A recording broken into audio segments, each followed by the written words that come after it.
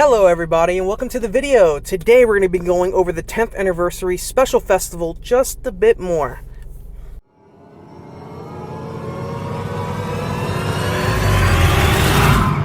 Now before we start the video, I should warn you that there will be a bit of complaining in this video, obviously. I'm a gamer, that's why I'm going to complain all the time. I mean, not that gamers complain, I complain. I complain when complaining is justified, right? Whatever. Just know it's like whatever. It's complaining. I think it's criticism. It's not really complaining as much as it is criticism. But just in case, complaining, right? So, the 10th anniversary event, it was festival. My bad. Festival. It has just been kind of unreal to me. I mean, the fact that we get the 10th anniversary all year round is insane to me. I mean, we started in January and it's going to pretty much probably dip a little bit into the next year. I mean, it says mid-December for the 10th event. So we're probably going to get a lot more. I mean, we have a whole lot more coming.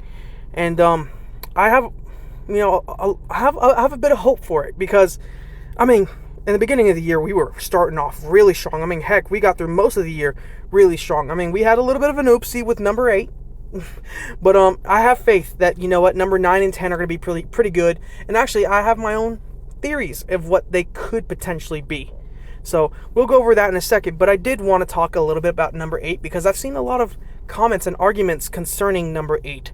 And again, while they are complaints at the end of the day, and it's just like what's been done can't be undone, it's just like I think it's important to understand the perspective of some of these people, especially myself, because it's like from my perspective, this is the 10th anniversary, and we get 10 events for the 10th anniversary.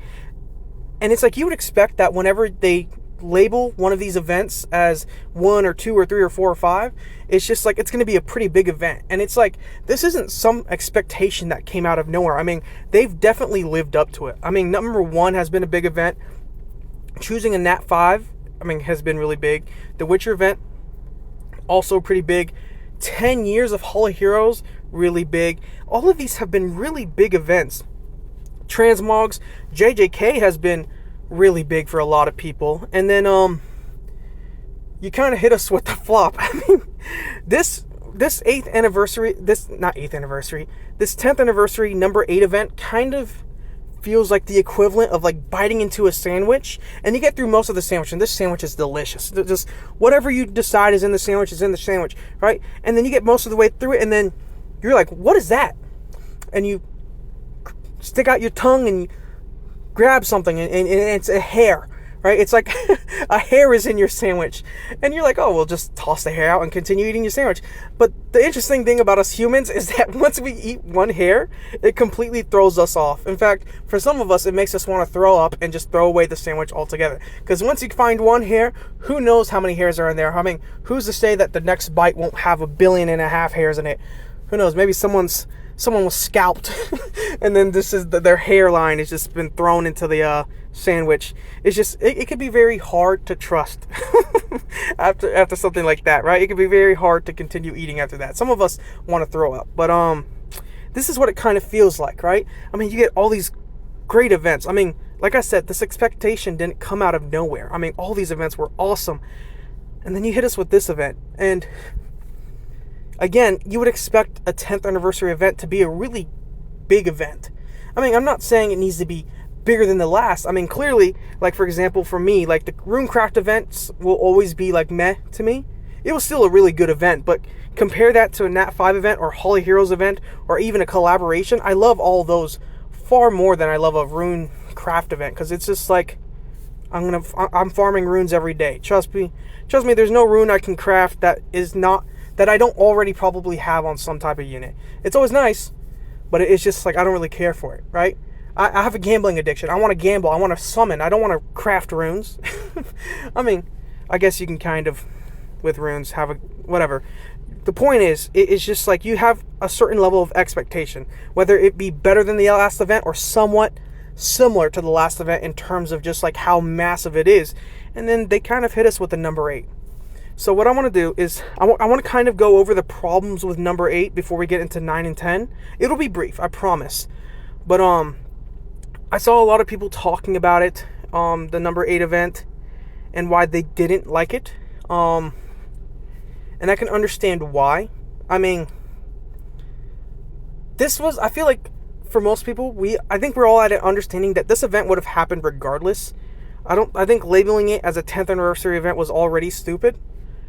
But on top of that is, again, 10th anniversary, a year-long festival for the 10th anniversary, and then you give us an event like this in which it doesn't necessarily matter. I mean, let's talk about the rewards first.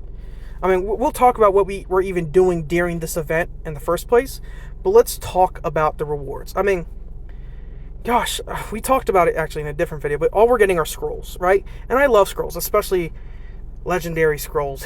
Water legendary, fire legendary, wind legendary, and then just basic legendaries alongside attribute scrolls and mystical scrolls. After collecting all those scrolls, you got a Summoner's War Championship scroll. Let's talk about this championship scroll actually, because it is possibly one of the lamest rewards to me. I don't know about you guys, but sometimes it feels like whenever I summon, it's just my luck is absolutely garbage. I mean, let's actually go to summon one. Let me switch accounts real quick. So I've already kind of beaten this event in a way. I mean, 26,000 energy. I've already gotten all the scrolls and all that. And at this point, I'm just collecting stuff from the shop, which we'll get into the shop in a little bit. But I've already gotten my Summoner's War Championship scroll, summoned it, and then we also have the little login event that's going to give us another one.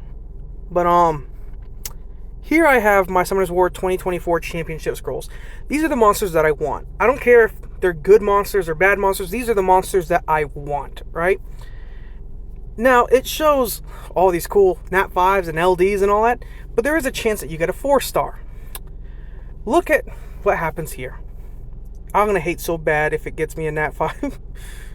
Look at that. Oh, wow. Poison Master. Whoa, I can't believe we worked so hard to farm tens of thousands of energy for a Poison Master, right? I mean, I don't know about you guys. Me personally, scrolls aren't really that big of a deal. I mean, Transcendent scrolls are obviously always going to be a big deal. Those guarantee 5 stars. But for me, the rewards that I would prefer are guaranteed rewards, like Reapps, Devilmons, and maybe even, yes, some of the more rare scrolls like LD scrolls. But it's just like a bunch of random attribute scrolls and a legendary scroll ain't nothing to me. I'm sorry. It's like these don't mean anything to me. And then you give me a Summoner's War Championship scroll right here that it's like, it makes it seem like it's some fancy scroll, some really great scroll, and it's just like, I've summoned 2 of them. I got a Wind Poison Master just now, and I got a Chasun. You don't get nothing out of these. For me, it's like, again, as much as I like to gamble, kind of, with scrolls, let's be honest, it's a gambling addiction, it's just like, I don't really care too much about them. Because at the same time, while it's fun to summon and potentially get a Nat 5, it's just like, more often than not, a majority of the player base, they're not going to get anything. So, the best thing out of this entire event, which is a Summoner's War Championship scroll, is more or less a mystical scroll to most people. Because you're not getting an LD. Most of us aren't getting LDs. Most of us are not even getting Nat 5s. Most of us got Nat 4s, right? So that's the best reward. It's potentially a Nat 4. I mean, it is going to be a Nat 4. But on top of that, let's say you can get past the Summoner's War Championship scroll. Let's talk about the shop here. The best thing in this shop here is the Reapp, crystals, and maybe the artifacts. Ancient coins are not bad. Energy is not bad. But it's just, this is what's left. After you summon your Summoner's War Championship scroll, and you get a Wind Robo, or you get a Water Gargoyle, or any of the monsters that you're probably not going to touch for the longest time ever, it's just like, this is what you have. And one argument is that, oh my god, these runes are going to be amazing. I mean, 6-star legendary runes. Here's something some people got to realize. I seen the argument, and it's just like, it doesn't make sense to have that as an argument, because 26,870 energy, that's what I've dropped into this event so far. And I've been really slacking off. I could have probably had 50,000 by this point. I've been really slacking off because 2 different accounts, right? It's just like, do you think I'm sitting in scenario farming the entire time? I'm sitting there farming runes. It's like the runes that I'm getting are going to be the same, if not better, than the runes you're going to get from there. I mean, in a few of my other videos, I've used those rune pick tickets, or not pick tickets, but the rune tickets that you get from that event, and they give you next to nothing. I mean, it is pretty much almost the same rate as if like you're doing this. It doesn't feel any different from this, from crafting runes. It is such a non-important reward. With the amount of rune farming you're going to be doing while trying to complete this event, you're going to get more runes than you are going to get from that ticket. It's, what is the word for it? It's negligible, I guess is the word. It's like the runes that you're going to get from that is negligible. You're talking about, this is one of the 10th anniversary events? There's just a couple runes, a couple artifacts, enchantment gems. This is nothing for most people. This is nothing. If you can farm every dungeon in the game, the runes that you're going to get from this, you're probably going to get 3 actual runes. And that's if like you're an average player. If you're like a really good player who's competing super high up in like RTA and all that, that probably drops even further. There's probably like a 50-50 chance that you're going to get 1 rune out of all 30 runes. I mean, you can get lucky and get a lot of runes, but if you're like me, I mean, I probably got like 5 actual good runes out of them. A lot of the other ones were potential, maybe decent runes. So it's just like, where this event failed was the rewards. I think the rewards were definitely lackluster. The most exciting thing about this, I guess, is the energy, maybe, and the artifacts, and maybe the chance. I mean, if you did get something out of this Summoners War Championship scroll, awesome. I'm happy for you, right? Kind of. I'm jealous. But it's just like, for most of us, for most of the player base, and they know this, for most of the player base, the fact that you're going to get a 4-star is ridiculous. If they would have made like this a specific, like a very special Summoners War Championship scroll, like a Transcendent Summoners War Championship 2024 scroll, that would have been crazy. This event would have been 100% better if you were at least guaranteed to get a 5-star. Maybe make it more likely to get a main attribute 5-star. But like, if you can guarantee the 5-star, regardless if it's light, dark, or not, would have been way better. But the fact that, again, the highlight of this event, which was the scroll, was for most people was a 4-star. It is ridiculous. But I just wanted to talk about that a little bit before we move on to the next part, because again, this event sucks in the sense of just like, what is it actually doing for players other than getting your hopes up for nothing? I mean, most people didn't have their hopes up to begin with because we knew. I mean, we were complaining before we even got the rewards. So, let's move on to the next thing. But I hate to complain the entire time. I mean, at the end of the day, it's still nice to receive stuff. I mean, this game could very, very well be, you know, how could I say, much more restrictive in the sense of rewards. I mean, they could have given us less. I'm so glad that we got an all year round festival. But the fact that they have to label this not even average, it's less than average event as a number 8, kind of scares you and kind of throws you off, right? I mean, you kind of lose a little bit faith for what number 9 and 10 is going to be. But if we have to be a little bit hopeful and maintain faith, I'm going to make 2 predictions, right? I mean, we could talk about various events that could happen, but I feel like, I don't know why, it's in my gut, whether it be number 9 or number 10, we're going to get a 2A event. We're going to get new 2As. But I'll say this. What I'm hoping the 2As are Hellhounds and Serpents. It's got to be, right? Because it's like, when you try to create a pattern for what the 2As have been, right? The pattern for me is they're either fitting a theme or they're fitting what was it? They're using monsters, or they're 2Aing monsters that used to be somewhat relevant at some point within this game's life. I mean, when you look at the Inigamis, I mean, you had Bella Dion, the light Inigami, that was definitely relevant far before her 2A. Crow could have been useful. I can't remember quite too much about Crow. Rayoke was very useful. Gosh, I can't remember the other one. The Wind one. The Wind one was alright, but it's like Bella Dion was definitely a really important unit. So it's like, I'm assuming it's like, as long as there's one monster within that monster species that was at any point relevant and was very useful for players, whether it be the first year of the game or 2 years ago, I feel like they're gonna create 2As for it. I mean, Bernard was definitely one of those Griffins that was very important. Spectra was a really important unit. For the War Bears, you had Ramagos being a really big unit. Dagora, I believe, is the water one. Way back when the game began, that's what people's Famine Farmers were. I mean, it seems like they're picking units that were, again, at one point relevant. And heck, it doesn't hurt to also fit up, fit the theme. And all these are like beasts, right? I mean, you get wolves, griffins, bears. Who's to say that they won't add hounds, right? So hellhounds and serpents are definitely something that could be added. I mean, here you get like mystical creatures, almost like fairies and pixies, and then you get hell ladies. Who's to say that they won't do something with some type of family there, right? I mean, here you also get like humanoid beasts with like werewolves, because it's like half man, half wolf type deal. You get the martial cats. Here you get like a spooky theme with living armors, Frankensteins, ghosts, grim reapers, and then last one is like knights and witches. It's just like, again, the 2As could be anything that fits those themes and also fits the theme of them at one point or another having been relevant. And we all can, I mean, you look at any of these species or families or whatever you want to call them, one of the units, one of the attributes here were once relevant. Megan, the water witch, was relevant at one point. Still is, in a way. But usable, right? I mean, usable. Darian, aka the light one, useful.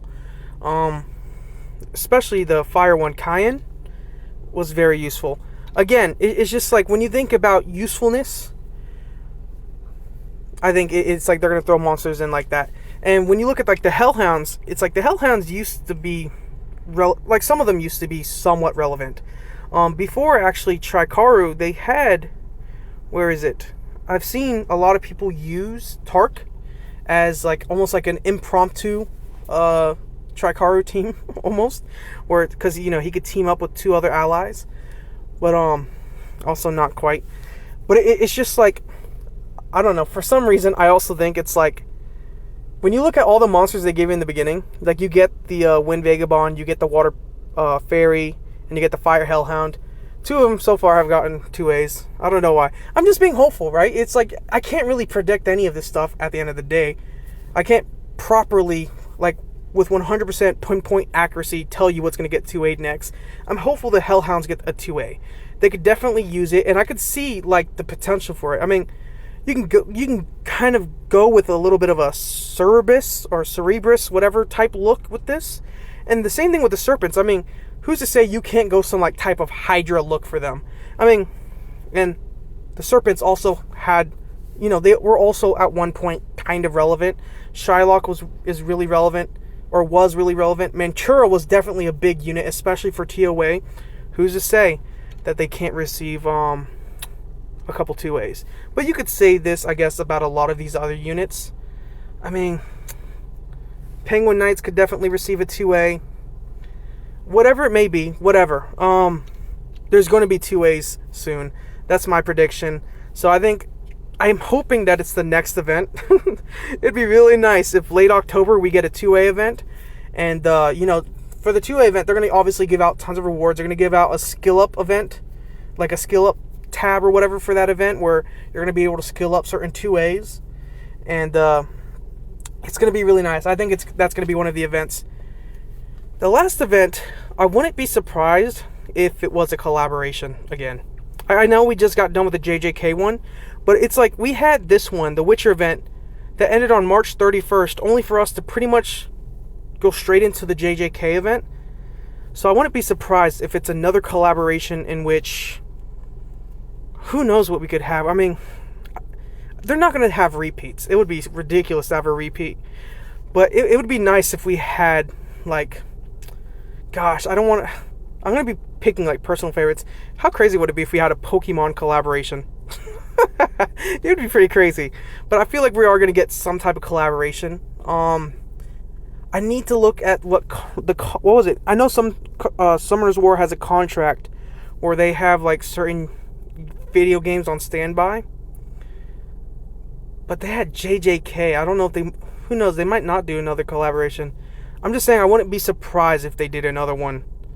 Because I really, to be honest, could not imagine what other event. I mean, they'd have to really surprise us mid-December. I mean, that's really late in the year. I think the only one that they could reasonably do at that time is a collaboration, and it would merge into the next year very well.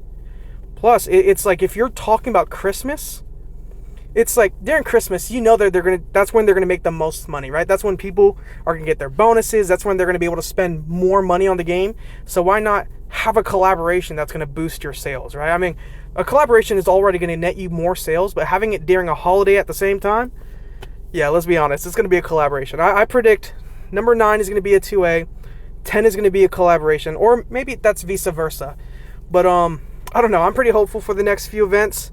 I know I don't know about y'all. I was a little bit frazzled by number 8. That it was a really bad event. I wouldn't have even considered it a normal event, nonetheless a Big 10 event. But I feel like, you know, I'm gonna have faith in Scam to us.